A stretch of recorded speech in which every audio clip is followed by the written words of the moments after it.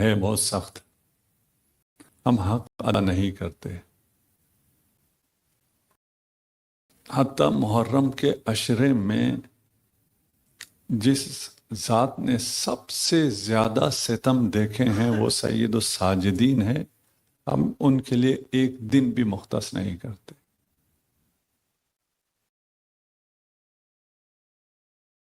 ان کا حق،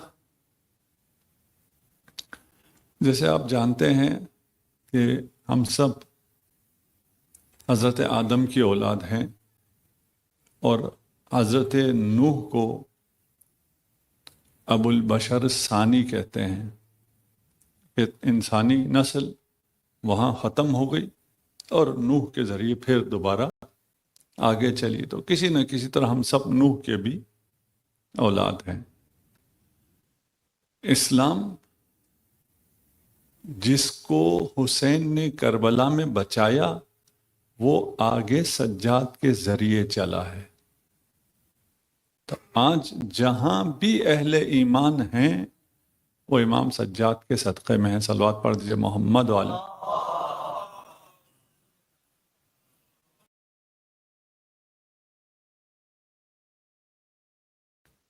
کس طرح امام نے وہ تمام مصائب برداشت کیے کربلا میں؟ ہم امام سجاد کو کیا جانتے ہیں؟ ہم جانتے ہیں بیمار کربلا، امام بیمار، امام بیمار نہیں تھے، کربلا میں تھے، اس کے علاوہ پوری زندگی بیمار تو نہیں تھے۔ مثلا آپ اگر 10 دن کے لیے 5 دن کے لیے بیمار ہوئے ہوں اور آپ کا نام ہی کوئی بیمار رکھ دے، آپ کو کیسا لگے گا؟ میں بیمار نہیں ہوں۔ وہ تمام بیماروں کو شفا دینے والا ہے، ہم اسے کہتے ہیں بیمار نہیں۔ وہ اللہ کی مصلحت تھی، اس مصلحت کے تحت امام کو محفوظ رکھا گیا، اور امام کو کربلا میں محفوظ رکھا گیا۔ دیکھیں، یہ کہیں بھی محفوظ رکھ سکتے تھے، مکہ میں چھوڑ کے چلے جاتے، مدینہ چھوڑ کے چلے جاتے، نہیں، کربلا میں ساتھ رکھا، اور ساتھ رکھ کر وہ لوگ جو امامت کو ختم کرنے آئے تھے، مکروا ومکر اللہ، اللہ کی تدبیر، وہ جو سارے بچوں کو قتل کر رہا تھا اسی کے گھر میں موسیٰ کو زندہ رکھا۔ یہ جو امامت کو ختم کرنے آئے تھے، جنہوں نے پورے کنبے کو قتل کر دیا، وہیں جناب سجاد کو زندہ رکھا۔ کیوں؟ مجھے سمجھ میں نہیں آتا۔ یہ مفاہیم ہم لوگوں کی سمجھ سے بہت بالاتر ہیں۔ اتنا اگر ہمیں سمجھ میں آ گیا تو یہ بہت حد تک کی بہت بڑی معرفت ہے۔ اتنا سمجھ میں آ گیا کہ یہ میری سمجھ سے بہت بالاتر چیزیں۔ خون حسین کو میں مصائب پہ نہیں کہہ رہا، میں مصائب کے بہت سے ایسے مفاہیم ہیں جنہیں سمجھنے کی ضرورت ہے، ہم انہیں کھولتے نہیں ہیں، اس لیے کہ مصائب میں پڑھ کے رلا کے نکل جاتے ہیں۔ اس زمین پر جس نے اصغر کے خون کو برداشت نہیں کیا، وہ حسین کا خون کیسے برداشت کر سکتا؟ ممکن ہی نہیں۔ اور عاشورہ کے دن پوری دنیا میں یہ ثابت ہے، یہ بحث پھر کبھی اگر موقع ملا تو، جہاں سے جو پتھر اٹھاتے تھے نیچے سے خون نکلتا تھا، آسمان سے خون برسا ہے۔ یہ زمین قائم کیسے رہی؟ یہ زمین قائم رہی اس لیے کہ کربلا میں اس وقت زمین کو روکنے کے لیے، سکون دینے کے لیے 3 امام سجدے میں تھے۔ اسی وقت جب حسین سجدے میں تھے، زین العابدین سید الساجدین بھی سجدے میں تھے۔ اسی وقت باقر العلوم بھی سجدے میں تھے۔ ان سجدوں نے بچایا ہے، وَإِلَّا یہ دنیا باقی نہیں رہ سکتی تھی۔ میں اپنے موضوع کو پہلے بیان کروں پھر امام پہ بعد میں آؤں تھوڑا سا حصہ، یا کیا کروں؟ ابھی تک میں فیصلہ نہیں کر پا رہا. صلوات پڑھ دیجئے محمد والے.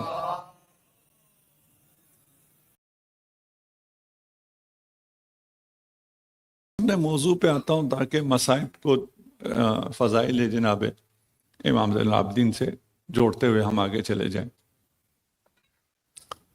اور آج جو ہم حق ادا نہیں کرتے وہ کوشش کریں کہ یہ اگر امام کا ایک دن ہے تو اس کو بھی ویسے ہی منائیں جیسے عاشورہ مناتے ہیں. دل ویسے ہی ٹوٹا ہوا ہو. جس نے عاشورہ کے سارے مصائب بھی دیکھے ہیں اور شام کے سارے مصائب بھی دیکھے، واحد ذات، اسے آج پرسہ دینا ہے. کیسے ممکن ہوا ایک شخص کے لیے یہ سب برداشت کرنا؟ اس لیے کہ وہ عاشق تھا.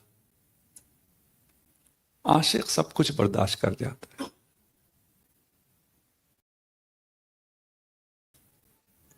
عربی میں عشق کا لفظ کم ہے یا نہ ہونے کے برابر ہے. ہماری روایت میں 1-2 مرتبہ آیا ہے، اس کے علاوہ عشق کا لفظ نہیں آیا. روایت میں شدید محبت کا لفظ آیا ہے، وہی عشق ہے جسے ہم اردو میں عشق کہتے ہیں. اگر ہم نے ائمہ کی زندگی کو دیکھنا ہے اور وہاں کہیں بھی، اور وہ سارا زندگی ایسا ہے کہ ہمیں سمجھ میں نہیں آ رہا تو عاشق بن کے سوچو، سمجھ میں آ جائے گا. اپنے آپ کو اس مقام پہ رکھو کہ اگر ایک ایسا عاشق ہو تو اپنے عشق میں سب کچھ کر گزرتا ہے. خدا سے عشق، میں عشق کا لفظ استعمال نہیں کر رہا، میں محبت کا لفظ استعمال کر رہا ہوں، میں حب کا لفظ استعمال کر رہا ہوں کیونکہ روایت میں یہ ہے. خدا سے جو محبت ہے وہ شدید ہونی چاہیے. خدا کو آپ سے شدید محبت ہے.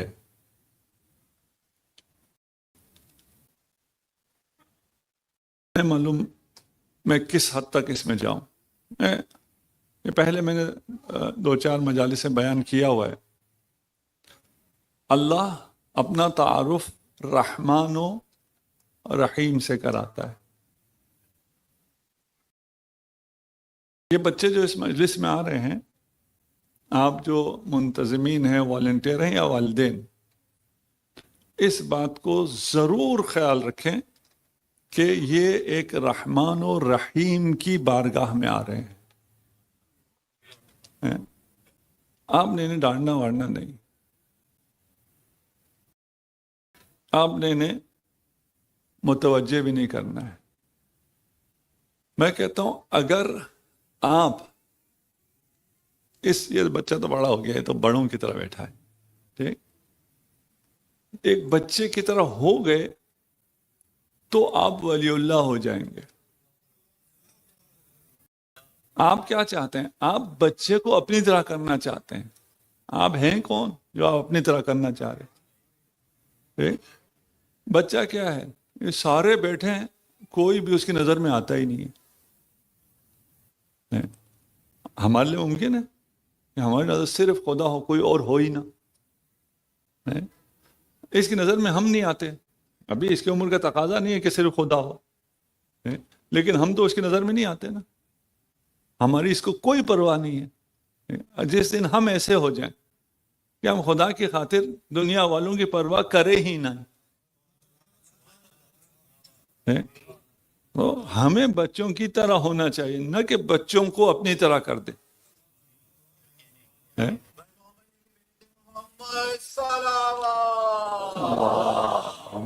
صلی اللہ. تو ان کے ساتھ مہربانی سے پیش آئیں. ابھی مجھے بتا رہے تھے یہاں 250-300 بچے آتے ہیں جو سنڈے اسکول ہوتا ہے قرآن پڑھنے کے لیے. یہاں کا مجھے نہیں پتا، ہمارے یہاں قرآن پڑھانے کے لیے ایک لاٹھی ضروری ہوتی ہے.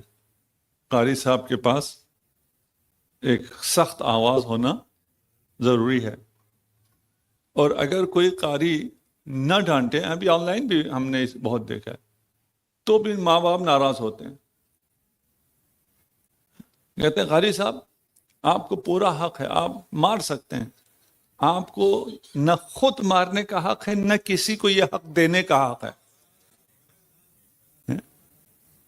نہیں, آپ نہیں مار سکتے, آپ اپنے بچے کو نہیں مار سکتے. یہ آسٹریلیا کا قانون نہیں ہے, یہ اسلام کا قانون ہے. آپ کہتے ہیں آسٹریلیا میں یہ قانون ہے, نہیں بھائی, یہ اسلام کا قانون ہے. آسٹریلیا میں یہ گورے بہت خوش اخلاق ہیں جی, اخلاق نام کی کوئی چیز ان میں نہیں. تو ہم کیوں کہتے ہیں یہ خوش اخلاق ہے؟ ہمیں اخلاق کا معنی ہی نہیں آتا.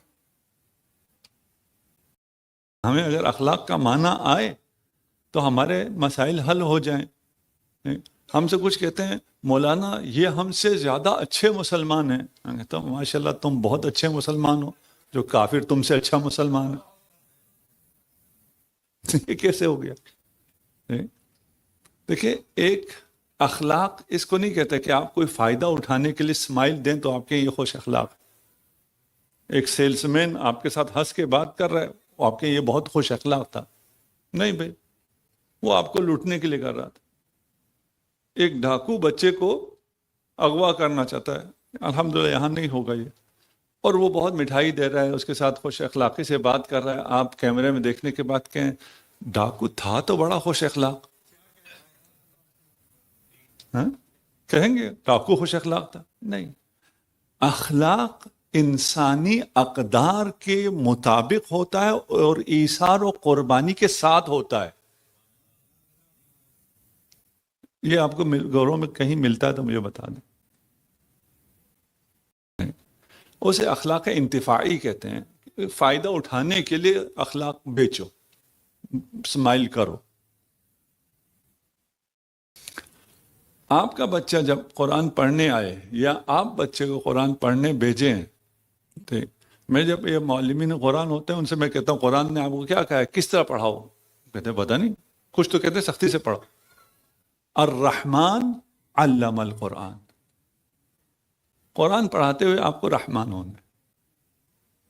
اللہ کہتا ہے میں رحمان و رحیم ہوں, اور رب بھی کہتا ہے میں رحمان و رحیم ہوں.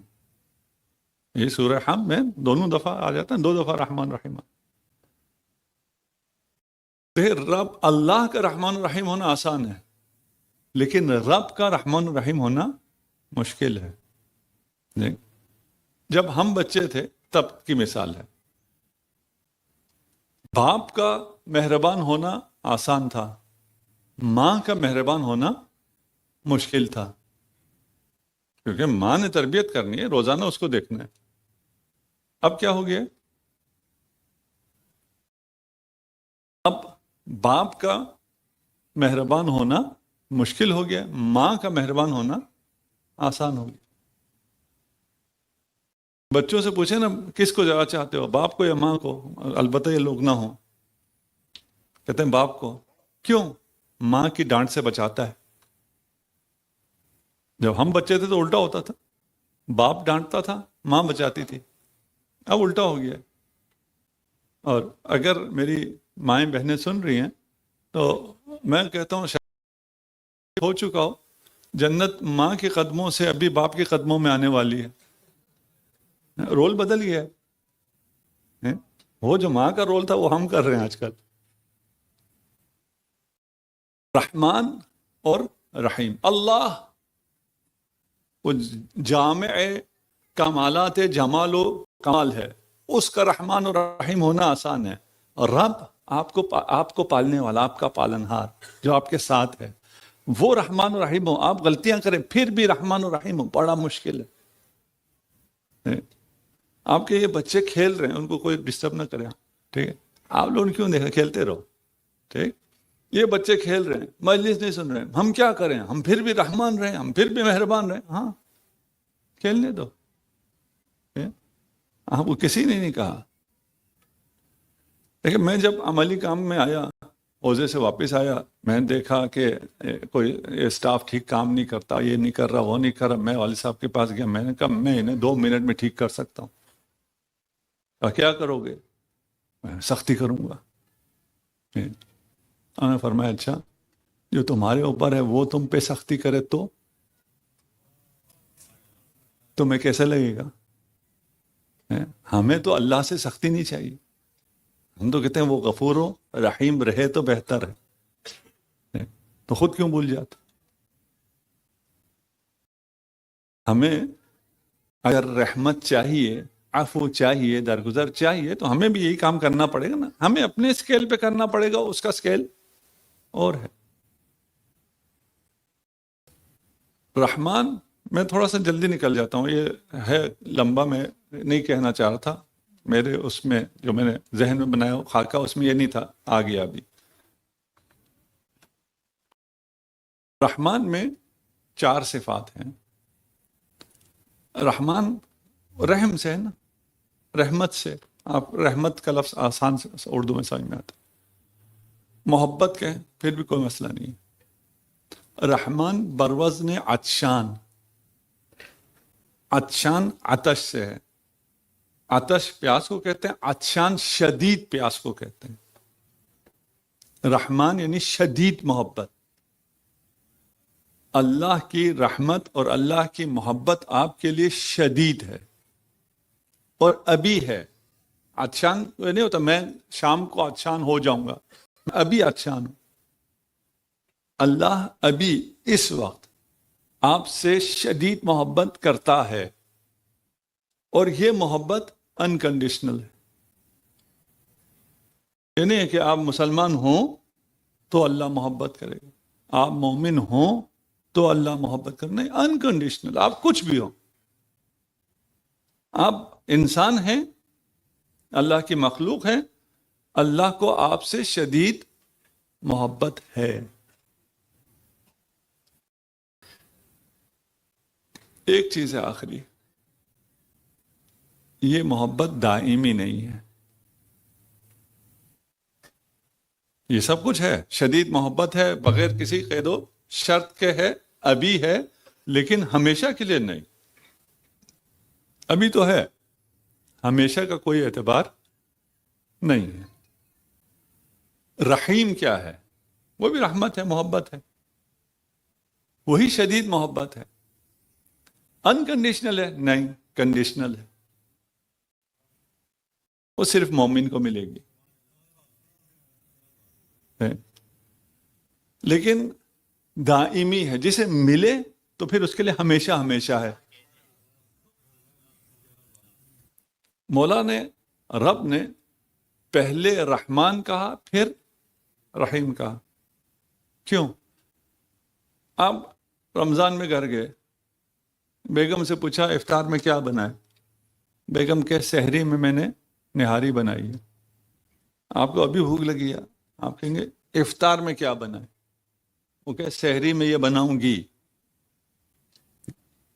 आपके जो इफ्तार नहीं ठीक से नहीं बना सकता, उससे सहरी की क्या तवक्को? मुझे बताओ इफ्तार में क्या है?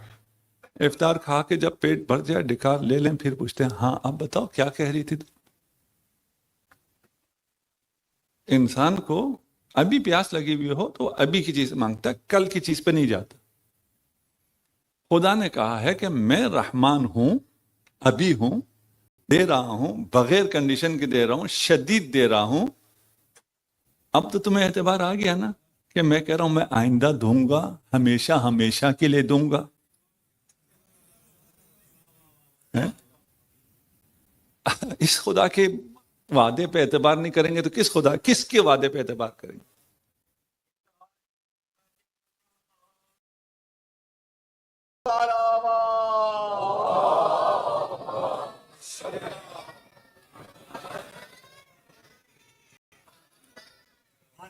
माशाअल्लाह, मुझे बच्चों की सलवात बहुत पसंद आई। चले बच्चों के लिए स्टोरी। मुझे बच्चे नजर आ जाएं या इनकी आवाज आ जाए, मैं फौरन स्टोरी पे आ जाता हूँ। आप लोगों को पसंद आए या ना आए, इनाम रोज नहीं देता, रोज नहीं देता। ویسی ابھی کیونکہ آپ لوگ تھوڑے زیادہ ہیں، اگر اس سے کم ہو تو میں انٹریکٹیو مجلس پڑھتا ہوں. میں کہتا ہوں کوئی ضروری نہیں ہے. میں کہتا ہوں تو شروع مجھے لوگوں نے منع کیا، میں نے کہا سلوات پڑھوا سکتے ہیں، نعرے لگوا سکتے ہیں، دانت لے سکتے ہیں، تو بات کیوں نہیں کر سکتے؟ بول تو رہے. اور ہمارے ممبر سے وہ گلا بھی کرتے ہیں نا، بول نہیں رہے ہو. مجھے وہ گلا کوئی نہیں ہے، ہم ایسے ہی نہ بولیں، نعرے بھی نہ لگائیں، واہ واہ بھی نہ کریں. لیکن اگر میں آپ سے 2-4 سوال کر لوں تو ٹھیک ہے نا، اس میں تو کوئی حرج نہیں ہونا چاہیے. بچوں کے لیے، اور ضروری نہیں ہے کہ وہ اب بھی سنتے رہیں. ٹھیک ہے، ان کو چھوڑیں اپنے ہاتھ. دیکھیں، آپ کا اگر خدا سے کنیکشن رہے، اتصال رہے، وہ جتنا کمزور ہی کیوں نہ ہو، اگر آپ خدا کے ہیں، یہ ساری کائنات آپ کی ہے. اچھا، یہ جوان کبھی کبھار کیا ہو جاتے ہیں، اگر ہم یہ کریں تو ہمارے جو اسٹوڈنٹس ہیں، دوست ہیں، فرینڈس ہیں، وہ بولی کرتے ہیں، وہ ہمیں تنہا کر دیتے ہیں، ہم اکیلے ہو جاتے ہیں. میں کہتا ہوں تم خدا کے ساتھ رہو، وہ 4 مسکین الگ ہو جائیں گے، پوری کائنات تمہارے ساتھ ہوگی. فرشتوں کی ایک جماعت پوری تمہارے ساتھ ہو جائے گی. ایک ذرا آزما کے دیکھیں کتنا آپ کو سکون ملے گا، کانفیڈنس ملے گا. یہ سب کچھ تمہارے ساتھ ہو جائے گا. شرط کیا ہے؟ خدا سے جڑے رہو. اور یہ جو کنیکشن ہے، یہ کوئی فائبر ہونا بھی ضروری نہیں ہے کہ فائبر کنیکشن ہوگا تو ادھر سے مجھے سپیڈ اچھی ملے گی. نہیں، کنیکشن ہو، کوئی ایسا بھی ہو. اور خدا نے اس کی مثالیں آپ کو نیچر میں دے رکھی ہیں. سیب کا کنیکشن درخت کے ساتھ ایک معمولی سی، کیا کہتے ہیں پتہ نہیں اسے، ٹہنی نہیں کہتے، جو سیب جڑا ہوتا ہے ٹہنی سے، ڈنڈی کہیں، تنکا کہیں، جو مرضی کہیں. جیسے آپ لے کے یوں کرتے ہیں نا، ہلکا سا ٹوسٹ کرتے ہیں، وہ ٹوٹ جاتا ہے. اتنے مختصر سی اتصال سے وہ درخت سے جڑا ہوتا ہے. جب تک سیب درخت سے جڑا ہوا ہے، ساری چیزیں اس کی خدمت میں ہیں. یہ سورج اس کو انرجی دے رہا ہے، اس کے پتوں میں گلوکوز پیدا کر رہا ہے، اسے مٹھاس دے رہا ہے، فوٹوسینسس ہو رہا ہے. یہ سب جو سورج کر رہا ہے، یہ سیب کے حق میں ہے. سیب پھل رہا ہے، پھول رہا ہے. یہ پانی اس سیب کو تراوت دے رہا ہے، تازگی دے رہا ہے. کہاں سے دے رہا ہے؟ اسی ایک چھوٹے سے اتصال سے. وابستہ رہے شجر سے، امید بہار رکھ. یہ امید بہار نہیں ہے، یہ وابستہ رہے خدا سے، بہار ہی بہار رکھ.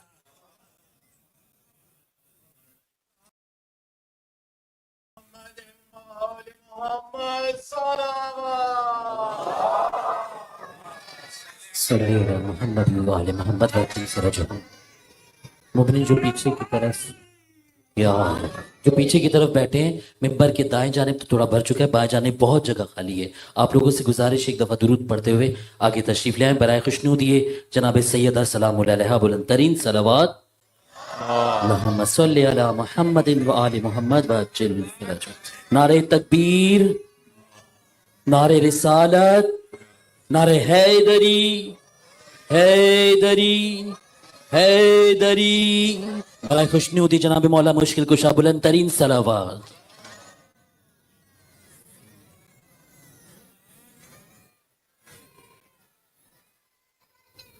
احسن تم بیٹا. سیب، سورج اس کا خادم ہے، پانی اس کی خدمت میں ہے، زمین سارے منرلز جمع کر کر کے اسے دے رہا ہے. کھاد، بدبودار کھاد، پتہ نہیں یہاں بچوں نے دیکھی نہیں دیکھی، آپ کے یہاں کھاد وہ پتہ نہیں سفید سفید سے ہوتی، وہ نہیں، جو اصلی کھاد انتہائی بدبودار. جتنی بدبودار کھاد ڈالیں، سیب میں اتنا زیادہ ذائقہ آ جاتا ہے. ہیں؟ یہ کون کر رہا ہے؟ یہ سب کون کر رہا ہے؟ وہ خدا، اس ایک کنیکشن کی وجہ سے. یہ ہلکا سا کنیکشن ٹوٹ جائے، یہ سیب زمین پہ گر جائے، اب سورج اس کا دشمن ہے. سورج اسے گلانے لگتا ہے. پانی لگے، نمی آ جائے، یہ اور خراب ہوتا ہے. مٹی جو پہلے اس کے لیے ماں تھی، منرل جمع کر کے دے رہی تھی، اس کی دشمن ہو گئی. کھاد میں جائے تو پھر بہت جلدی کیڑے لگ جائیں. کیا فرق ہوا؟ پھر ایک چھوٹے سے اتصال کے ٹوٹنے سے یہ ساری چیزیں جو اس کی خدمت میں تھیں، یہ مخدوم تھا، یہ اتصال ختم ہو گیا تو یہ برباد ہو گئے، سب دشمن ہو گئے. اس سیب سے نہیں کہا کہ تو مخدوم کائنات ہے، انسان سے کہا ہے تو مخدوم کائنات ہے. یہ آپ کی خدمت کے لیے سیب کو یہ سب مل رہا ہے تاکہ آپ سیب توڑ کے کھائیں. آپ اگر خدا کے ساتھ رہیں، ممکن ہی نہیں ہے کوئی مشکل پیش ہے. اچھا، اس کا یہ مطلب نہ لے، ہاں بھی کوئی جوان بچے سن رہے ہو کہ اچھا اب میں اب خدا کے ساتھ ہوں، مجھے کوئی مشکل نہیں آنے والی. جو مشکلات آئیں گی وہ مشکل نہیں ہوگی. جو مشکلات آئیں گی وہ آپ کو پتہ چلے گا یہ کیوں آئی ہے. قرآن میں آیت ہے لِيُمَحِّصِ الْمُؤْمِنِينَ. یہ مشکلات اس لیے ہیں کہ مؤمنین کی تمحیص کی جائے. اب تمحیص کا کیا مطلب ہے؟ تو اس کا انگلش میں سینٹریفیوج بہتر ترجمہ ہے. کسی گدلے پانی کو اگر آپ ڈالیں کسی ٹیوب میں، جو سمپل سینٹریفیوج کی مشین ہے، اس میں ڈال کے گھمائیں، جب گھوم رہا ہوتا ہے تو ہو کیا رہا ہوتا ہے؟ پانی پاک ہو رہا ہوتا ہے. اس کے اندر سے اس غلاظت کو نکالا جا رہا ہوتا ہے. جس پانی کو پتا ہو کہ یہ مجھے پاک کرنے کے لیے گھمایا جا رہا ہے، وہ خوشی سے گھومے گا.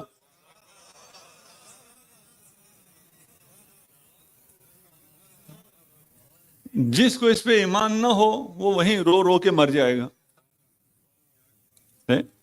گھمایا جائے گا آپ کو بھی، لیکن اگر آپ کو پتا ہو کہ مجھے کیوں گھمایا جا رہا ہے، کوئی پریشانی نہیں ہے. ابھی اگر آپ کو چوٹ لگ جائے، کہیں کوئی خدا نہ خواستہ ٹیومر ہو جائے، مرض ہو جائے، فلان ہو جائے، اس کا اتنا درد نہیں ہوتا جتنا نفسیاتی درد ہوتا ہے. اصل مسئلہ نفسیاتی ہوتا ہے. اگر نفسیاتی طور پہ آپ اس کو ٹیکل کر سکیں تو سارا مسئلہ ختم ہے. چل میں یاد آ گیا، اور امام کی مناسبت سے بھی ہے، صحیفہ سجادیہ کی 15ویں دعا کس نے سمجھ کے پڑھی ہوئی ہے؟ اگر ایک دو جوان بتا سکیں مجھے. جوانوں، بزرگوں سے نہیں کہہ رہا، ہاتھ کھڑے کریں. جوان اگر صحیفہ سجادیہ کی 15ویں دعا. اچھا، ہم میں سے ہر شخص مریض ہوا بھی ہے، آئندہ زندگی میں مریض ہونا بھی ہے. صرف ایک راستہ ہے مریض نہ ہونے کا، کیا ہے وہ؟ ایکسپائر ہو جائے. یہ آپشن تو کسی کو پسند نہیں. جینا ہے تو مریض ہونا ہے، مریض ہونا ہے تو ڈاکٹر کے جانا ہے. حکم ہے ڈاکٹر کے جاؤ.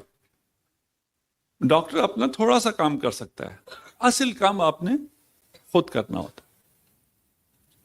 اس مرض سے فائٹ آپ نے خود کرنا ہوتا. یہ بھی سائنٹیفکلی بھی پروون ہے کہ یہ تمام امراض انسان خود ختم کر سکتا ہے، اور نیچرلی باڈی ختم کر رہی ہوتی ہے. یہ ہم خواہ مخواہ ڈاکٹر کو انٹرفیرنس دے دیتے ہیں، وہ آ کے سارا خراب کر دیتا ہے. ابھی ڈاکٹر یہاں بیٹھے ہیں، ناراض ہو رہے ہیں تو ہم اپنے ڈاکٹروں کی بات کر رہے ہیں، آپ کی بات نہیں کر رہے. مثلا اگر اس گھر میں کوئی تھوڑا سا مسئلہ ہوا ہے تو وہ اینٹی بائیوٹک کا راکٹ مار دیتے ہیں، وہ تو ختم ہو جاتا ہے، ساتھ اور پتہ نہیں کتنی تباہی کر دیتے ہیں. چلیں ڈاکٹروں کے خلاف نہیں بولتے. یہ دعا صحیفہ سجادیہ کی، اسے یا تو ابھی پڑھیں یا جب مریض ہوں تب پڑھیں، اور سمجھ کے پڑھیں. گارنٹی ہے، ضمانت دیتا ہوں، اگر اس دعا کو سمجھ کے پڑھنے کے بعد بھی کسی کو مرض پریشان کرے، ٹھیک ہے؟ دنیا میں تو میرے پاس کچھ نہیں ہے، قیامت کے دن میرا گریبان تھام لے. میں یہ حق آپ کو خود دے رہا ہوں نا، آپ تھام سکتے ہیں کہ تم نے یہ دعویٰ کیا تھا، اس میں نے عمل کیا لیکن مجھے کوئی فائدہ نہیں ہوا. اس دن آپ میرا گریبان تھام کے مجھ سے کہہ سکتے ہیں یہ اس مجلس کا ثواب مجھے دے دو، تمہاری اس بات پہ میں نے یقین کیا تھا. پتہ نہیں آپ پڑھیں گے یا نہیں پڑھیں گے، ٹھیک ہے نا. تو پھر اس کو میں ابھی نہیں بیان کرتا، ویسے میں اپنے پرسنل ایکسپیرینس کے ساتھ بیان کرتا ہوں. ایک سیمینار تھا یہ امام زین العابدین پہ، تو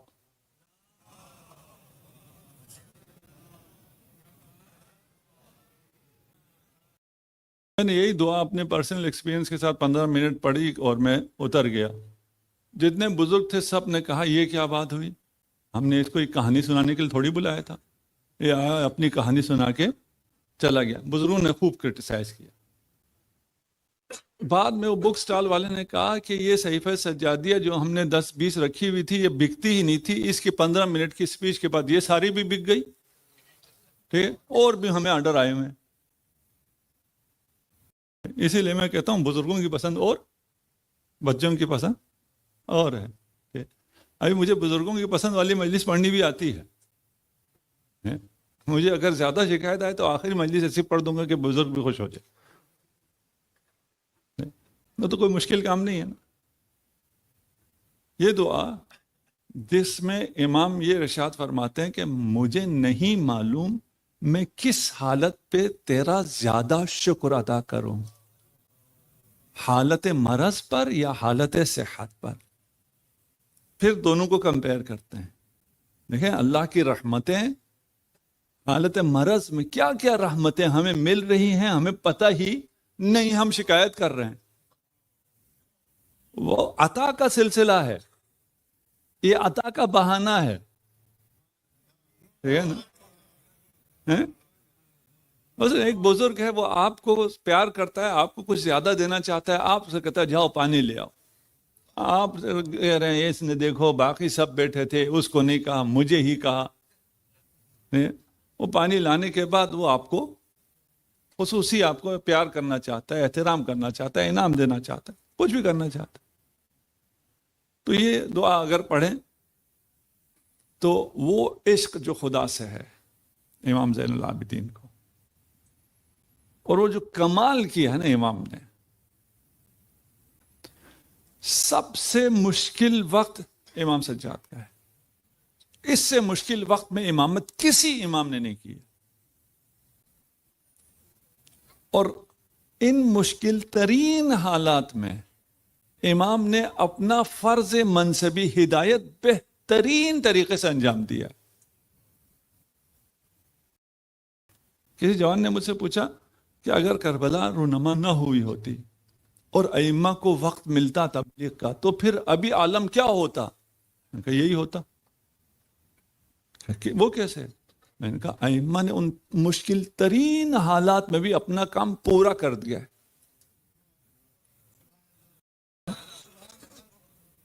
دیکھیں امام کو لوگوں سے بات کرنے نہیں دیا. امام نے کیا کیا؟ رب سے گفتگو شروع کی، اور رب سے ہو کے وہ گفتگو ہم تک پہنچی. دیکھیں جو بیریئر کھڑے کیے تھے کیسے امام نے اس کو بائی پاس کیا، اور صرف اس زمانے کے لوگوں تک نہیں پہنچا، آج ہم تک بھی پہنچا. نہ ہم قدر نہیں کرتے تو پھر الگ بات. نہج البلاغہ صحیفہ سجادیہ، اس سے پہلے قرآن ہمارے گھروں میں ہونی چاہیے. میں دوبارہ نہیں کہہ رہا ہوں ہاتھ کھڑے کریں. کس کے موبائل پہ قرآن کی ایپ ہے؟ ابھی میرا خیال ہے 80% ہاتھ کھڑے کریں گے. نہج البلاغہ کی ایپ پوچھوں تو 40% آپ کہہ رہے ہیں. صحیفہ سجادیہ 10%, 15%. یہ میں جہاں پہ درس ہوتا ہے، مجلس نہیں ہوتی، وہاں ہاتھ بھی کہتا ہوں کھڑے کرو، سب کو کہتا ہوں ادھر کوئی نہ دیکھے، صرف میں دیکھ رہا ہوں. یہ کم از کم ہماری ایپ پہ تو ہونی چاہیے، موبائل پہ ہونے چاہیے. خدا آپ سے شدید محبت کرتا ہے.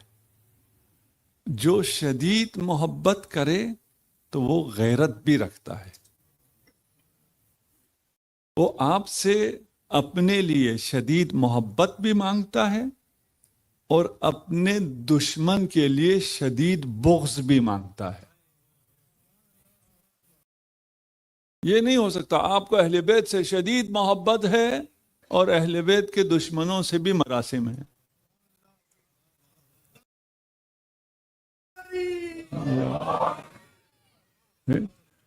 عاشق غیرت مند ہوتا ہے. آپ کہیں کیا ہوا؟ کیا ہوا؟ عام لوگوں کے لیے کیا ہوا ہے نا. جو غیرت مند عاشق ہے وہ دشمن کا نام سن نہیں سکتا، اس کی زبان پہ دشمن کا نام ہے، یہ کیسے ہو سکتا ہے؟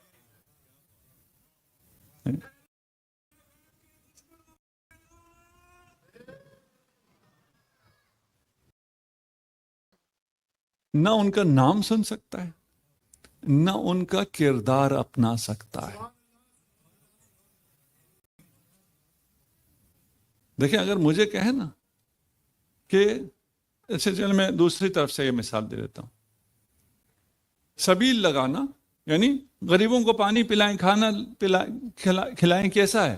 سب کہتے ہیں بالکل اچھا ہے. کسی سے پوچھے غریبوں کو کھانا کھلائیں، پانی پلائیں، کیسا ہے؟ اسلام میں منع ہے؟ نہیں.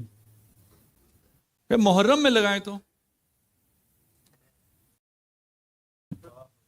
بدعت ہے. کیوں بدعت ہے بھائی؟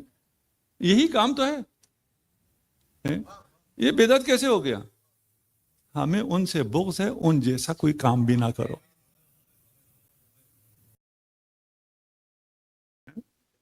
کیونکہ ان سے بغض ہے، ان جیسا کام نہیں کرنا ہے. یار اچھوں سے جن کو بغض ہے، بروں کو اچھوں سے بغض ہے، اور وہ اپنے عشق کے اصول پر کار فرما ہیں. ہمیں بروں سے بغض ہے لیکن بروں والا کام ہم کریں. یہ کیسے ہو سکتا ہے؟ میں کیسے امام سے کہہ سکتا ہوں کہ میں آپ کا عاشق ہوں؟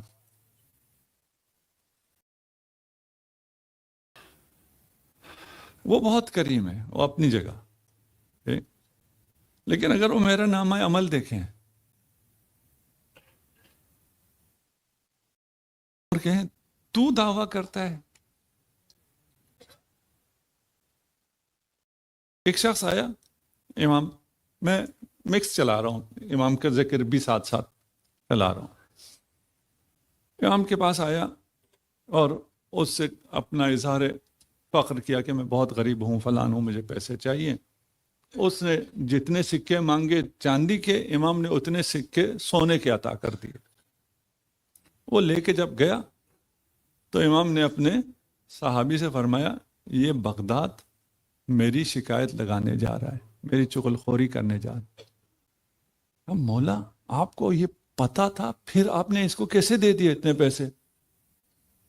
کہا وہ مانگنے والا سوال ہی تھا. یہ لوگ دوسروں کے بارے میں یہ سن کے یہ بات کرتے ہیں نا.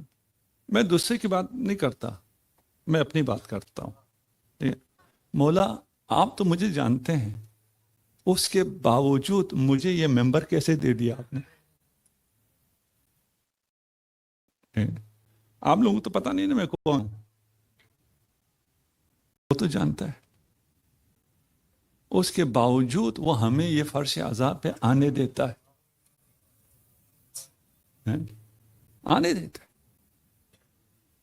وہ رد نہیں کرتا. غیرت ہونا بہت ضروری ہے. غیرت نہیں ہے محبت نہیں. یہ نہیں ہو سکتا کہ آپ کہیں ہاں اہل بیت بھی اور جو اہل بیت کے دشمن ہیں وہ بھی. نہیں ہو سکتا، ممکن ہی نہیں. اگر کسی کے دل میں، زبان نہیں، ہاں دل، کسی کے دل میں دشمنان اہل بیت کے لیے نرم گوشہ ہے، وہ محب اہل بیت نہیں ہے۔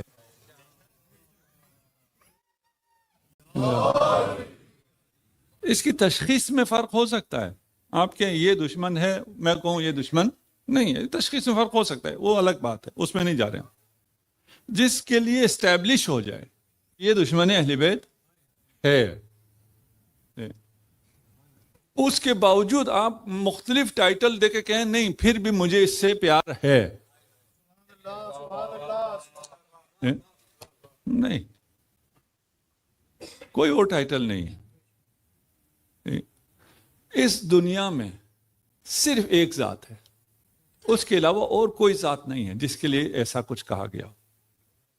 باقی جتنی ہستیاں ہیں وہ حق کے ساتھ ہوتی ہے۔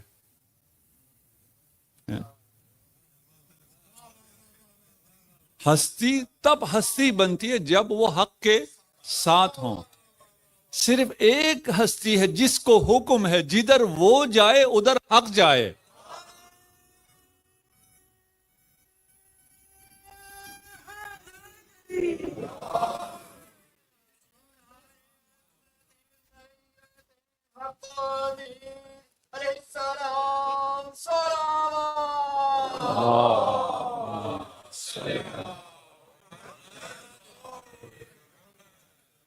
اب تو پھر آپ کو کوئی شک نہیں ہونا چاہیے نا کہ حق کدھر گیا ہے۔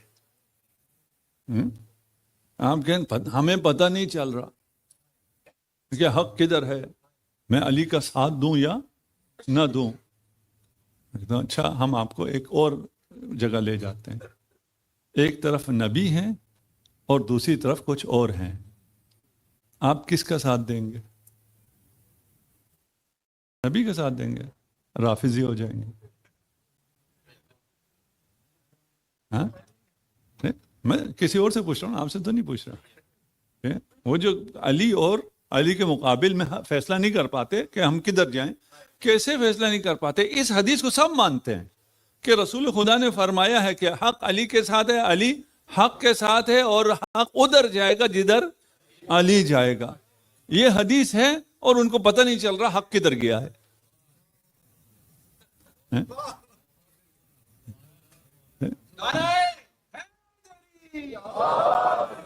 تو ہم انہیں کہتے ہیں چلو ہم ایک اور جگہ لے جاتے ہیں۔ ایک طرف رسول ہیں، ایک طرف کچھ اور ہیں، ادھر تو آپ کو بتائیں نا حق کدھر ہے، پھر بھی آپ رسول کی طرف نہیں آتے، پھر بھی آپ ادھر جا رہے ہیں۔ میں نے اپنے برادران سے میں کہتا ہوں، اور ہم اپنے لوگوں سے بھی، ہاں ہم بھی ہمیشہ ایسے نہیں ہیں کہ ہم اگر شیعہ ہیں تو دودھ کے دولے ہوئے، نہیں،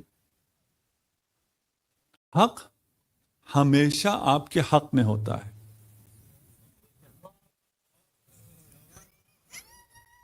یا ہمیں کبھی کبھی لگتا ہے کہ یہ حق میرے حق میں نہیں، اس لیے اس حق کو چھپا دو، نہیں، حق ہمیشہ آپ کے حق میں ہوتا ہے۔ یہ ہو ہی نہیں سکتا، وہ حق نہ ہوا جو آپ کے حق میں نہ ہو۔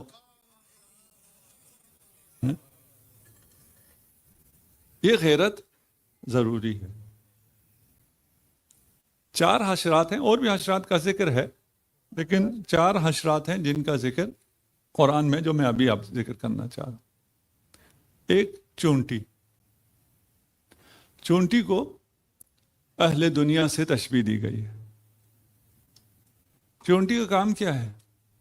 جمع کرنا، کام کرنا، صبح شام لگا ہوا ہے کام کرنے میں۔ مرد بھی کام کر رہا ہے، بیوی بھی کام کر رہی ہے، پہلی شفٹ میں بھی دوسری شفٹ میں بھی۔ ادھر تو نہیں ہوتا نا ایسا؟ بھائی اتنا تم جمع کر رہے ہو، چونٹیوں سے پوچھ رہا ہوں، آپ سے نہیں، اتنا تم جمع کر رہے ہو، کھاؤ گے کب؟ کرو گے کیا اس کا؟ میں چونٹی ہوں بھائی، میرا کام صرف جمع کرنا ہے۔ اپنا آرام اور اپنا سکون برباد کر کے، اپنی جوانی برباد کر کے اتنا بنا لوگے تو کرو گے کیا؟ آپ لوگ اچھا ہے یہ سنگل سٹوری گھر ہے یہاں پہ, ٹھیک ہے. ہمارے ہاں ڈبل سٹوری بنتے ہیں یا اس سے بھی زیادہ بنتے ہیں. میں بہت سے ایسے بزرگوں کو جانتا ہوں جنہوں نے بڑے بڑے مکانات بنا لیے ڈبل سٹوری اور اوپر منزل میں جا سکتے ہی نہیں ہیں, جا ہی نہیں سکتے. میں خود بھی چھوٹا موٹا آرکیٹیکٹ میں ڈیزائن کرتا ہوں. میں نے اپنے ایک جگہ 4 سیڑھیاں ڈیزائن کی تھی, وہ بھی صرف خوبصورتی کے لیے. تو آخری عمر میں والد صاحب کو 4 سیڑھیاں آنا تھوڑا سا مشکل ہوتا تھا. میں بڑا پچھتایا کہ یہ 4 سیڑھی میں نے کیوں ڈیزائن کی, میں نے کیوں لیول ڈیفرنس دے دیا گراؤنڈ فلور پہ.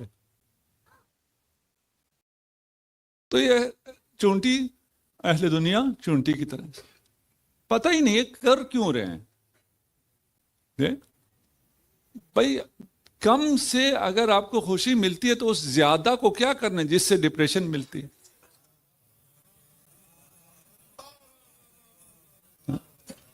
سوچنا تو چاہیے نا کہ میں کیوں کر رہا ہوں, کر کے کیا ہوگا, مجھے کیا ملے گا, میرا کیا نقصان ہوگا, میرا کیا فائدہ ہوگا. چونٹی ان کو نہیں سوچتی. جو چونٹی کی طرح ہیں وہ بھی نہیں سوچتے. دوسرا عنکبوت, مکڑی کہتے ہیں, اس کا گھر کو کہا ہے کہ اس کا گھر کمزور ترین گھر ہے, اور اس کو تشبیہ دی گئی ہے بے حیا لوگوں سے. اب بچے ہیں اور خواتین بھی ہیں, آگے سمجھ لیں یا تھوڑا سا سرچ کر لیں کہ مکڑی کتنی بے حیا ہے. اس میں کوئی تمیز نہیں ہے. جانوروں میں معمولاً نہیں ہے, اس میں بالکل بھی تمیز نہیں ہے. کوئی اس کا بیٹا ہے, بہن ہے, بھائی ہے, ماں ہے, کوئی تمیز نہیں. نر ہے, مادہ ہے, بھوک لگے تو وہ اپنے مادہ کو خود کھا جاتی ہے. تو آپ کا ویسٹرن معاشرہ کم و بیش مکڑی کی طرح ہے. خدا نہ کرے ایسا ہو, لیکن اگر یہ بھوکے ہو گئے تو سب سے پہلے ہمیں کھائیں گے.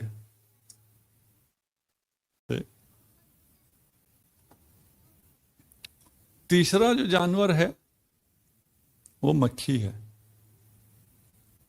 اس کو تشبیہ دی ہے منافق کے ساتھ. مکھی جا کے شہد پہ بھی بیٹھ جاتی ہے, پھول پہ بھی بیٹھ جاتی ہے, نجاست پہ بھی بیٹھ جاتی ہے, گندگی پہ بھی بیٹھ جاتی ہے. اس کا کوئی اصول نہیں ہے.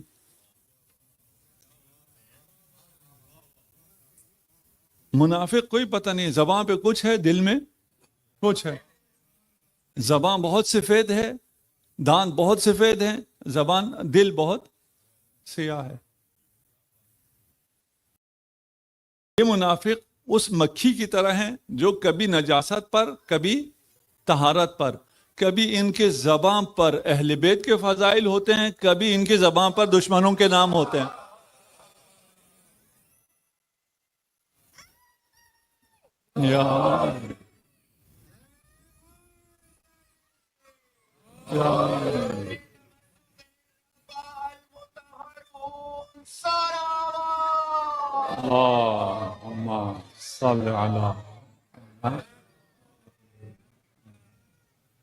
اور چوتھا جو ہے وہ نحل, شہد کی مکھی. وہ مکھی پہلے آ چکا ہے, مجھے دل نہیں چاہ رہا تھا مکھی بولو.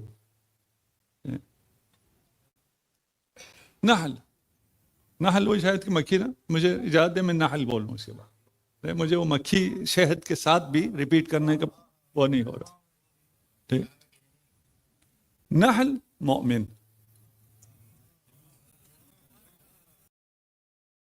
بیٹھتا بھی طہارت پر ہے, کھاتا بھی طہارت ہے, دیتا بھی طہارت ہے.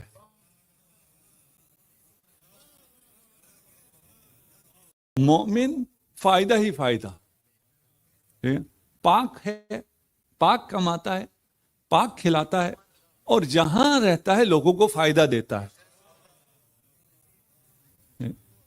تو پھر ہمارا اخلاق بھی پھر مومن کا ہونا چاہیے. اگر ہماری زبان سے کسی کو تکلیف پہنچتی ہے تو ہم مومن نہیں ہیں.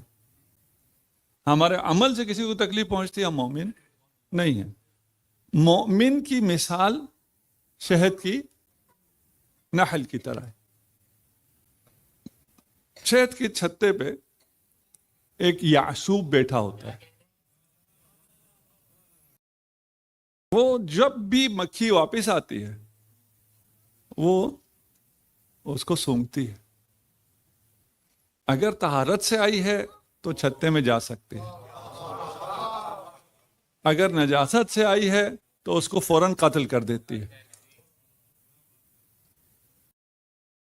اور امیر المؤمنین کو یعصوب الدین کہا جاتا ہے.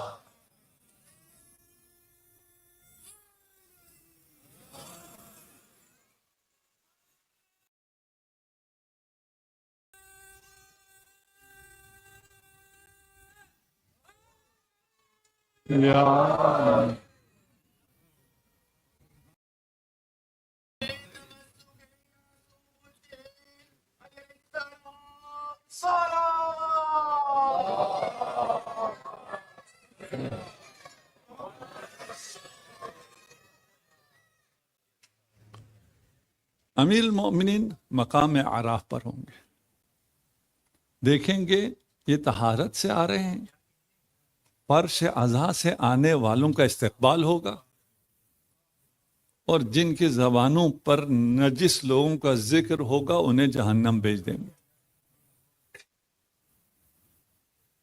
امیر المؤمنین کا ایک اور لقب ہے امیر النحل, جو سریہ ہے, ایک غزوہ ہے ایک سریہ ہے. غزوہ جس میں نبی خود ہوں, سریہ جس میں نبی نہ ہوں. ایک جنگ تھی, کفار کے ساتھ لشکر بھیجا. کفار نے کیا کیا تھا, جہاں پیچھے آبادی تھی اس سے پہلے جو پہاڑ تھا اس میں انہوں نے خوب شہد کی مکھیوں کو پال رکھا تھا. جب بھی کوئی لشکر آتا تھا, لشکر شور شرابہ کرتے ہوئے آتا ہے, گھوڑوں کے ٹاپوں کی آواز ہوتی ہے, تلواروں کی آواز ہوتی ہے, نیزوں کی آواز ہوتی ہے. یہ آواز سن کے وہ شہد کی مکھیاں ان پہ حملہ کر دیتی تھی. مسلمان جاتے تھے, وہاں سے شہد کی مکھیاں کالے بادلوں کی طرح آتی تھی, اتنے حملہ کرتے تھے, یہ واپس بھاگ کے مدینہ. دوسرا گروپ گیا کہ تم ایسی مکھیوں سے ڈرتے ہو, ہم جاتے ہیں. وہ گئے, وہ بھی واپس آ گئے. رسول خدا نے فرمایا امیر المؤمنین آپ جائیں. اب یہ جو ساتھ تھے انہوں نے کہا یا علی شہد کی مکھیاں ہیں, تو مرحب ہو آپ مار لیں.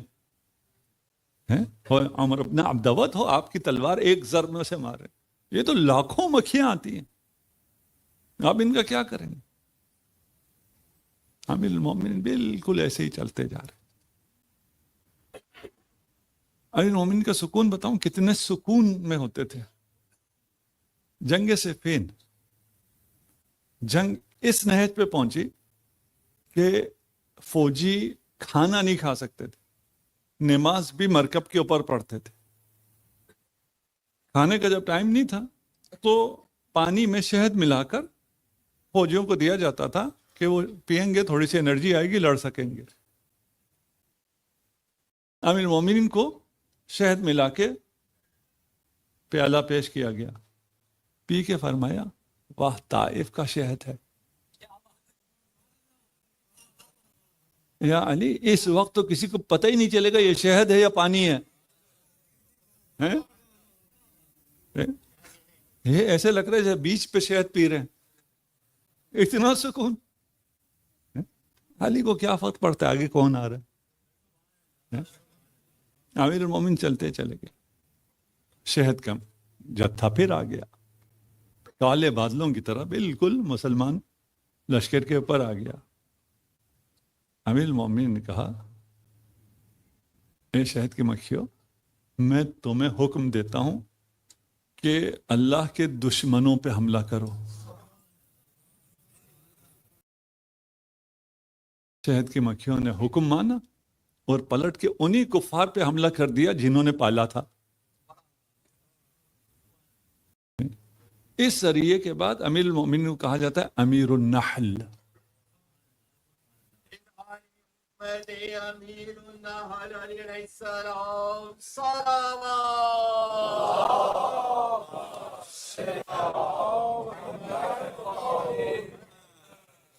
بس آپ کی زحمت تمام. بڑا احسان ہے امام زین العابدین کا. دیکھیں مروان جب امام حسین مدینہ میں ولید نے بلایا تھا تو اس کا کردار آپ کو پتا ہے. واقع حرہ پتہ ہوگا آپ کو، مدینہ میں جو بغاوت ہوئی تھی یزید کے خلاف، اور جنہوں نے بغاوت کی تھی انہوں نے کہا کہ کیونکہ یزید شارب الخمر ہے اس لیے ہم بغاوت کرتے ہیں. کب بغاوت کی ہے؟ یزید کی حکومت کے دوسرے سال، جب حسین کہہ رہے تھے کہ یہ شارب الخمر ہے، تب یہ ساتھ کیوں نہیں آئے؟ ایک سال بعد کیوں بغاوت کی؟ اس لیے کہ ان کو یزید سے پیسے ملتے تھے. اس سال پیسے مانگنے گئے، اس نے نہیں دیے. یزید کا مشیر ابو القیس بندر تھا، بندر اس کا مشیر تھا، اس کے ساتھ ہوتا تھا. اس نے مشورہ دیا ان کو پیسے نہ دو. وہ پیسے نہیں ملے تو انہوں نے بغاوت کر دی. اس بغاوت میں بنی امیہ کے لوگوں کو جہاں پناہ ملی وہ امام کا گھر ہے. کون سی بنی امیہ؟ یعنی کہ کسی نے سنا ہو کہ بنی امیہ نے یہ ظلم کیا ہے. سید السجاد سے زیادہ کس نے بنی امیہ کا ظلم دیکھا ہے؟ ان کی خواتین کو، ان کے مردوں کو پناہ دی. مروان آیا کہ میں نے یہ شادی کی ہے، مجھے اور میری بیگم کو پناہ مل سکتی ہے؟ امام نے کہا بالکل مل سکتی.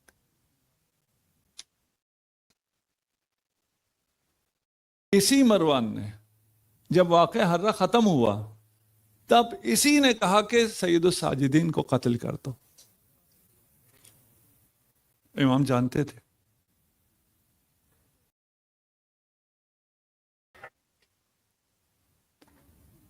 ایک جو ذریعہ امام نے اپنایا، غلام خریدتے تھے،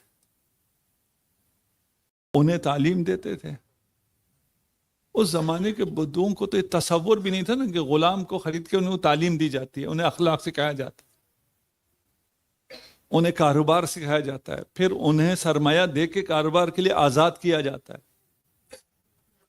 ہم تو اس امام کے ماننے والے نا جو غلاموں کو بھی کاروبار سکھا دیتے ہیں. میں یہ مومنین سے اکثر درخواست کرتا ہوں کاروبار کرو. وہ جو امام کے ظہور کی آپ نے تیاری کرنی ہے نا، آپ کی تنخواہوں سے نہیں ہونے والی. کاروبار کرو، ہو جائے گا. اگر یہ کوئی جوان بچوں کو یہ بات یاد رہ گئی اور ان میں سے کوئی بلینئر بن گیا، ٹھیک، تو اس بارگاہ کو بھی ٹھیک کر دیں. دیکھیں یہ کوئی بارگاہ ہے، اور اگر یہ بلینئر نہیں بنے تو بھی ہم لوگ مل کے تو کر ہی سکتے ہیں نا. خدا کرے یہ بن جائے.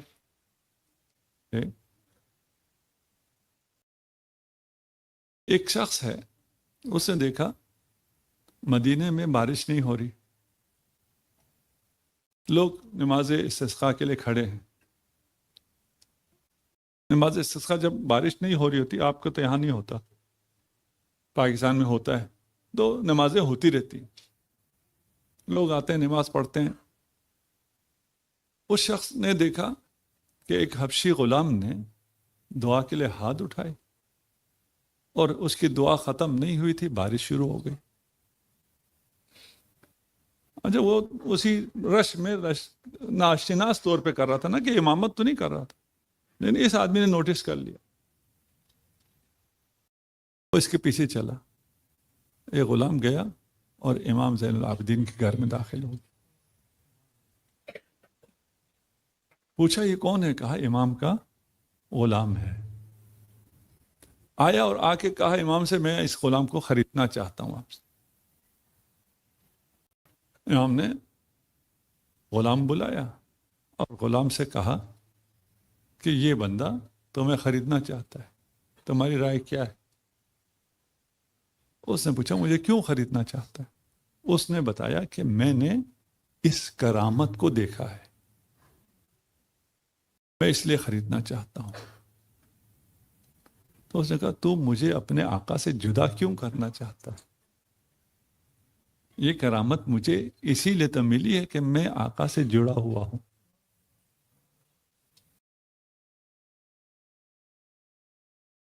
اس نے اصرار کیا، غلام نے کہا میں نہیں چاہتا تھا کہ میرا یہ راز لوگوں کو پتہ چل جائے کہ مجھے آقا سے کیا کیا ملا ہے۔ اس کو اس پہ بڑا افسوس۔ وہ آدمی چلا گیا، غلام نے انکار کیا اس کے ساتھ جانے سے۔ ابھی گھر سے نکلا ہی تھا کہ غلام نے بلایا دوسرے غلام نے کہ اگر اس کے جنازے میں شرکت کرنا چاہتے تو آ جاؤ، یہ مر گیا ہے۔ اسے کہتے ہیں عشق۔ تصور نہ کر سکے کہ وہ امام سے جدا ہو جائے گا۔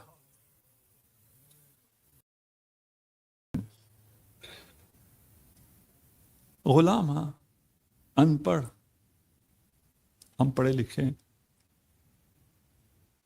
ہم میں کتنی معرفت ہے اس امام کی جس نے سب سے زیادہ مصائب دیکھے ہیں۔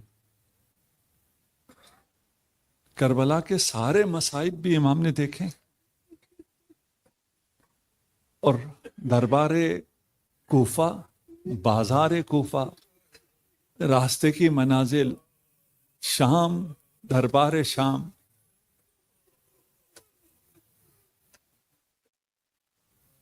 مولا خود فرماتے ہیں کہاں سب سے زیادہ مصائب ہوئے؟ الشام، الشام، الشام۔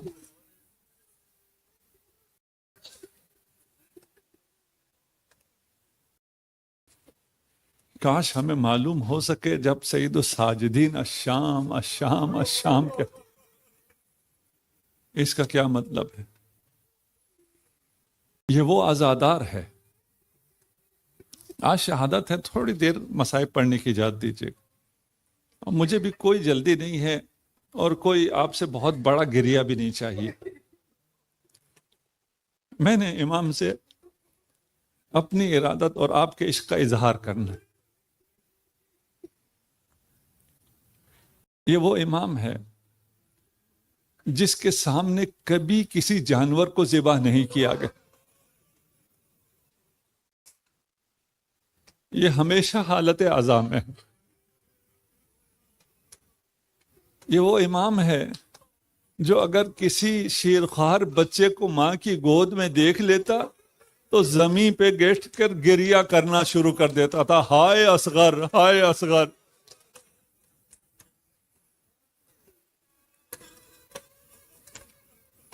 اجرکم علی اللہ۔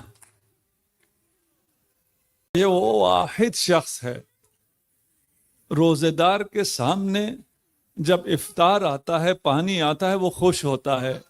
یہ واحد امام ہے جب بھی افطار میں پانی سامنے آتا تھا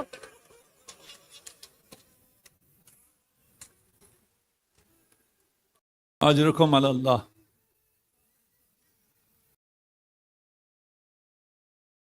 میرے لیے سخت ہے، ہاں یہ مصائب آسان نہیں ہے۔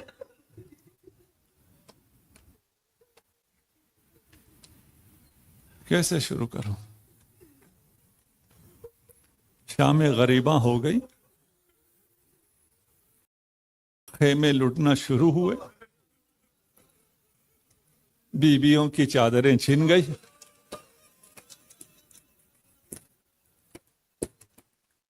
فاطمہ کبریٰ روایت کرتی ہے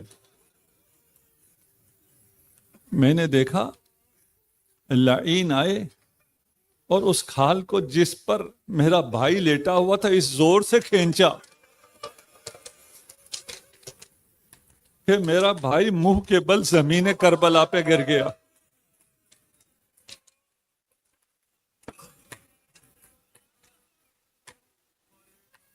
شمر لعین لشکر لے کر امام کے دو کندھوں کے درمیان بیٹھ گیا اور وہی خنجر جس سے حسین کا سر قلم کیا تھا. فاطمہ نے جب یہ دیکھا فرماتی ہے میں نے شمر پہ حملہ کر دیا.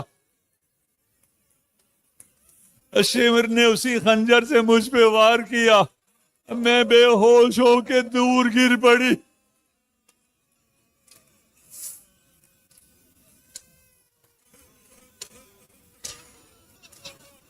چند لمحے کے لیے جب فاطمہ پہ حملہ کرنے کے لیے یہ شمر لعین اٹھا، زینب کبریٰ نے اپنے آپ کو سجاد پہ گرا دیا.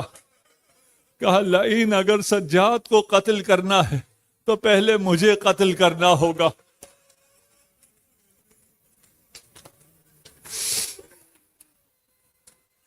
مصائب کی یہ منزلیں نہ حسین نے دیکھی نہ عباس نے دیکھی. حسین کو یہ مشکل تھی جب تک میں زندہ ہوں حرم میں نہ جانا. سجاد زندہ ہیں، فاطمہ کبریٰ پہ ہاتھ اٹھ رہا ہے، زینب پہ ہاتھ اٹھ رہا ہے.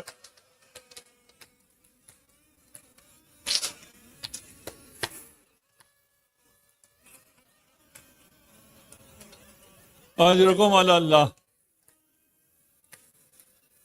عمر سعد نے کہا کہ اس بیمار کو رہنے دو، اسے قتل نہ کرو.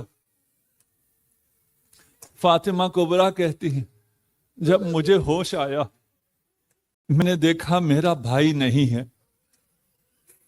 میں نے دیکھا میری پھوپھیاں بھی نہیں ہیں. میں کھڑی ہوئی میں نے دیکھا کہ کچھ گھڑ سوار ہیں، کچھ کے ہاتھ میں تازیانے ہیں، ایک کے ہاتھ میں ایک رسی کا سرا ہے. دیکھا رسی کا دوسرا سرا میرے بھائی کے گردن میں ہے.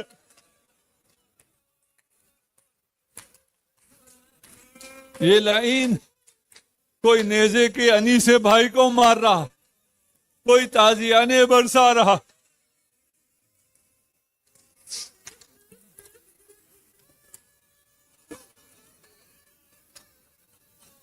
اجرکم علی اللہ. بس میں نے مختصر کر دیا، میرے سینے میں اب دم نہیں ہے. میں آج بہت مصائب پڑھنا چاہ رہا تھا. امام سجاد کو، ایک بیمار کو اتنے تشدد کے بعد اب توق پہنانے کے لیے آگے بڑھے. شمر لعین کہتا ہے سجاد گردن اٹھاؤ میں نے توق پہنانی ہے. امام کی گردن اٹھ نہیں رہی، وہ تازیانے مار رہے ہیں. سجاد گردن اٹھاؤ. انہی تازیانوں کے بیچ میں زینب آگے بڑھی، اپنے شانوں پہ تازیانے برداشت کیے، سجاد کا سر اٹھایا. لعینوں سجاد سر نہیں اٹھا سکتا.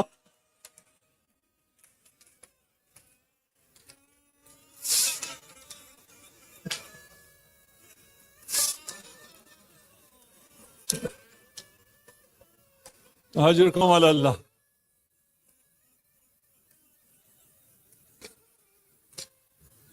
سننے میں آسان ہے، بڑھ کر ظالموں نے توق پہنا دیا. لیکن توق بھی کئی طرح کے ہوتے ہیں. ایک توق کو الجامع کہا جاتا ہے. اس توق کی خصوصیت یہ ہوتی ہے کہ گردن کو ہاتھوں کے ساتھ باندھا جاتا ہے. اس توق میں 4 کیلیں لگی ہوئی تھی. پھر امام کو ایک لنگڑے گھوڑے پر بٹھایا گیا، ایک بے کجاوا اونٹ پر بٹھایا گیا. جب امام اونٹ پر سنبھل نہ سکتے تھے اور زینب کبریٰ نے بچانا چاہا، ان لعینوں نے دیکھا زینب کو سجاد بہت پیارا ہے. یہ سمجھتے تھے صرف حسین سے پیار ہے. لیکن جب پیار دیکھا تو زینب کو اذیت کرنے کے لیے سجاد کو اس طرح زنجیروں سے جکڑنا شروع کیا. مقتل میں 70 کلو زنجیریں.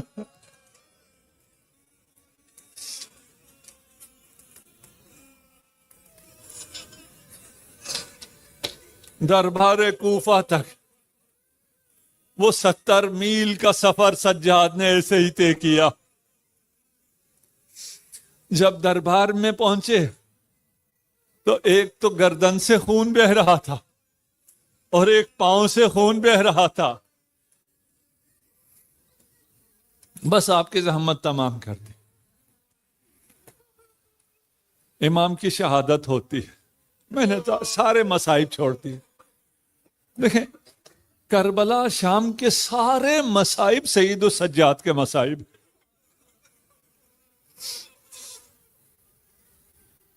آج شب شہادت ہے, تھوڑا سا حصہ اور بتا دیتا ہوں. جب شام پہنچے ہیں, مولانا جانتے ہو کب کہا ہے الشام الشام الشام؟ فرمایا جب شام آیا ہمیں بازاروں سے گزارا گیا. بازاروں میں چھتوں سے لوگ آگ برساتے تھے, جو آگ کے انگارے سر پر رک جاتے تھے, جس کے ہاتھ گردن کے ساتھ بندھے ہوئے ہوں.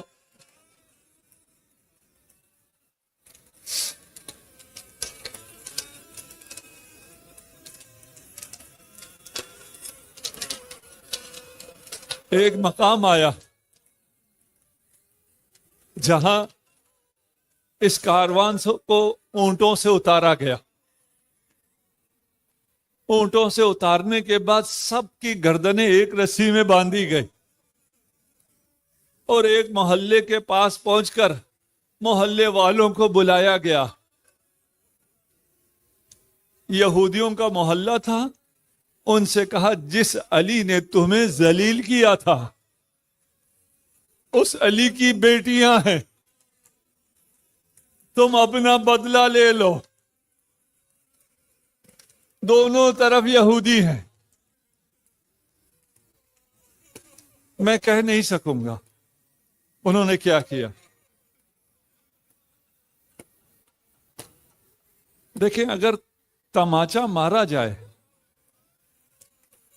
درد نہیں ہوتا لیکن ذلت محسوس ہوتی ہے.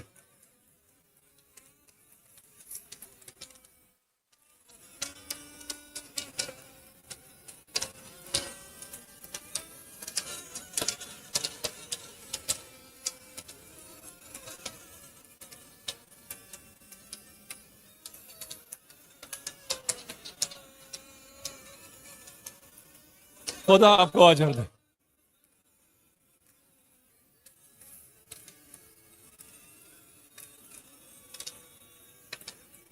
مصائب ہیں, مقتل ہے, شہادت کا دن ہے.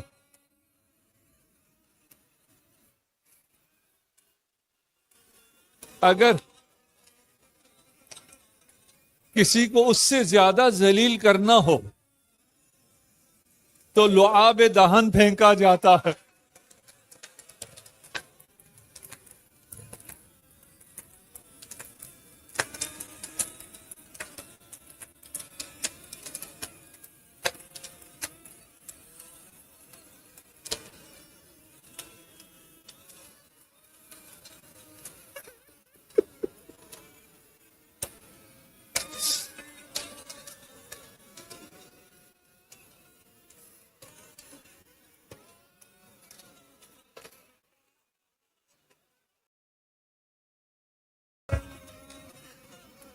خدا سلامت رکھے.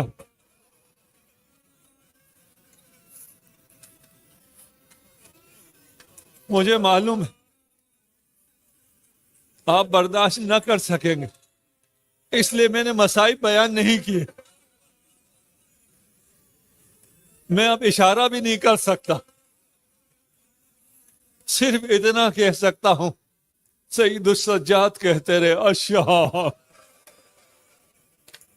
الشام الشام.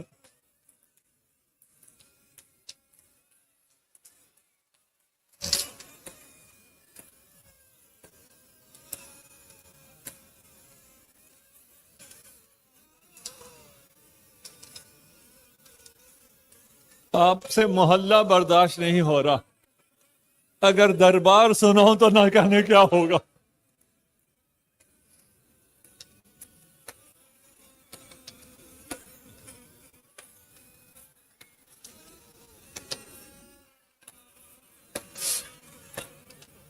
تین غسل ایسے ہیں،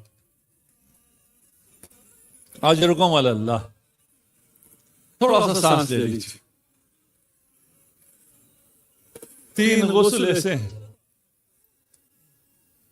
جو غسل دینے والے تھے انہوں نے غسل چھوڑ کر گریہ کرنا شروع کیا۔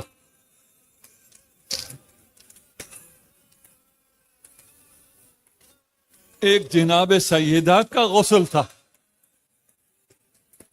امیر المومنین غسل دے رہے تھے، وصیت تھی علی رات کی تاریکی میں غسل دینا۔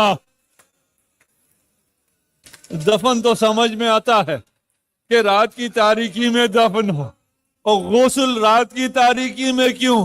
جب علی کا ہاتھ پہلو پر آیا علی نے کچھ محسوس کیا۔